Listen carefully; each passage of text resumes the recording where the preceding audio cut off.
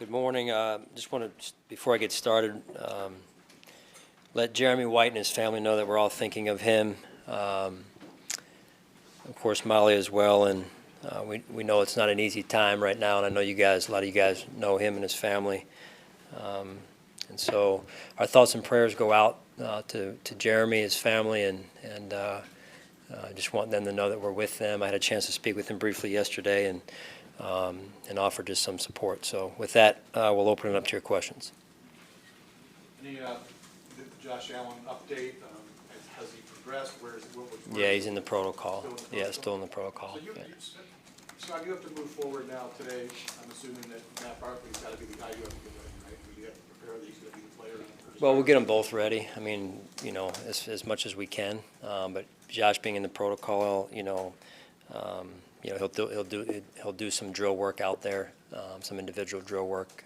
But other than that, all I can say is he's in the protocol. Does having the potential of having Matt start play, how much does it have to change, just given their significant differences in their skill set, or how does that impact how you? Yeah, I mean, we're always going to want to, Vic, and you know this, you've been around, you're always going to want to put players in positions that they're comfortable in, and that puts them in positions of strength. And so we're extremely confident in Matt Barkley, and so we'll just see how that moves forward as we go through the week. Sean, can you quantify, especially at the quarterback position, how important it is for that guy to get the full reps, the full first-team reps during the week? I mean, other positions it matters, but specifically for that position, how can you quantify how important it really is?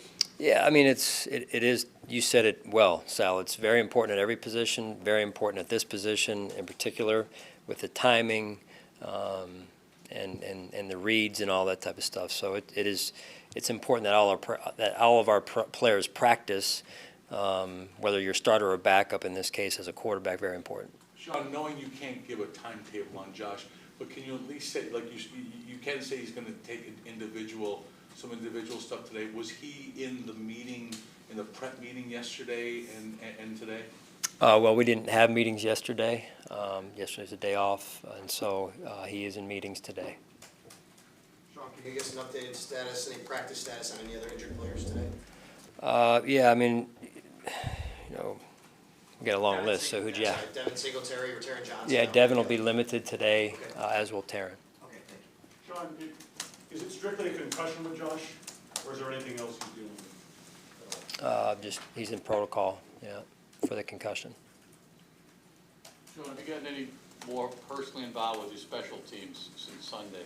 Because there was a notion that Patriots really took advantage of something with your punt coverage. Yeah, I mean, listen, I'm involved in I would hope to believe that I'm involved in all three phases of our team, Jerry. So, we certainly followed up what happened in the game, and that's an area, among others, that we have to continue to develop in, and I'm confident in what we're doing there and how we're doing it. Sean, if Devin was close on Sunday today, is that a setback, or is it just kind of playing it safe? Or It's just where he is as it relates to the designation, really more than anything. So we'll see how he does today. Sean, a lot's been kind of made of, Josh's style and those, particularly his, with what happened with his running ability and that sort of thing. How do you think that's evolved for him and how he's managed it from maybe a self-preservation standpoint? Well, I think he continues to learn. I mean, he's still a very young player, right? And so every young player has to figure out how to play in this league.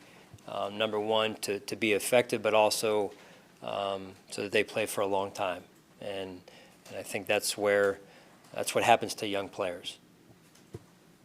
There was a lot of assumption that some of it, or if not most of the struggles he had, Josh, Sunday were, okay, this is what Belichick and his defense does to young quarterbacks, but I feel like you, as Josh Allen's coach, would not want to accept that as, yeah, that's fine, every other team will be fine like that. So where are you with, him recognizing, because other teams are obviously going to try to pick up on those things.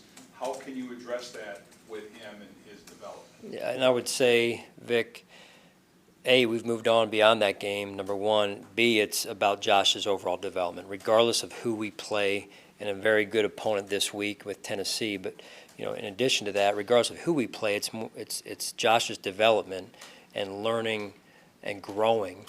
Again, just in the early part of his second year now, hey, you got to learn from the good, learn from the bad, and then continue to develop and move forward. Is it fair to think that Matt Barkley has, just because of time and experience, a more and better understanding, especially of what he's going to see, in particular, if it ends up being him playing Sunday, Tennessee, and a defense that's good and offers some challenges scheming-wise or whatever, is it fair to say that he's got a little more, more advanced knowledge than a quarterback going into year two, having only played 4 games in year two? That's, Is that, in your mind, you know, look, experienced players have seen more football. I think if you just look, experienced players have seen more football in the NFL than non-experienced players. And other than that, I mean, we have a lot of confidence in Josh. I've got a lot of confidence in Matt. And you know, so other than that, Vic, it's, you know. What stands out as strengths of Tennessee's defense? Yeah, I appreciate the question. It's, you know, it's a very good football team. This close from being 3-1, and really should have probably won the game over there that they had down there last time. So, you know, a good football team. They're physical. They're strong. They've got veteran players, and you know, when you look at their defense, one of the best defenses in the league. Well coached by Coach Vrabel and Coach Pease, and you know, extremely smart. And then special teams, they've got a good kicking game with their guys there in terms of the punter, and good return game. And then offensively, you know, they create a lot of big plays, and so you know, it'll be a big challenge for us. Hey, Sean, after that first series in the Giants game when Barkley kind of tore you up, you shut him down, how much of a challenge is Derrick Henry? I mean, this is a big bruising guy who wants some head speed. How big of a challenge is your defense Yeah. with that guy? Well, you've seen to this point what he's been able to do to other defenses, and you watch what he did at Cleveland against that defense, and that's a good defense. You watch what they've been able to do. You know, they had 24 points last week, and they're moving the football. They're playing good ball. I think the coordinator does a really good job at putting them in good positions with the play calls, and so it'll be a big challenge for us, in particular going down there. Sean, what's the plan at right tackle with Ty Secchi for going into this game? I know, you know, they've obviously gone in and out. Yeah, I mean, it's we'll continue to monitor it as we go forward. To say right now what it'll be, Josh, I'm not really certain to this point, but we'll continue to work those two in a rotation potentially, and you know, it usually, whether it's 60-40, 50-50, it kind of works itself out. What do you think of what Quinton Spain has done for you so far? He's done some good things. You know, we've got, I appreciate his leadership. Obviously, he played for Tennessee last year. And so, you know, I think he's made an impact on our locker room. He's made an impact on our offensive line. We've got a lot of confidence in Q. Sean, you've been around really good defenses, you've coordinated some, what's the most, like, the common threads that make defenses really special in this league? Is there something that kind of stands out, that you gotta have certain things that make it that way? Yeah, I would say unselfish team defense. And so I think this team does a good job of playing team defense, and I think our unit, I'm probably biased, but I think our unit does a good job in playing team defense also. How important was it for you focused on Matt Barkley getting a lot of time in training camp to work with the new group of receivers and to get accustomed to the offensive line.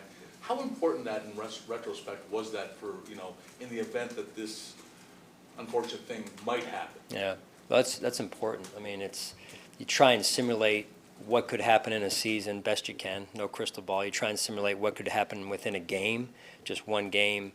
You've seen we've put Matt in there, excuse me, at practice and training camp, just to try and simulate some of that. That's important that we can do that, and also that Matt's been in there before. That's where some of the confidence comes from. John, I know it's not all about sacks, but you do only have 7, I think, at this point. Are you satisfied with the pressure you're getting from your front four at least?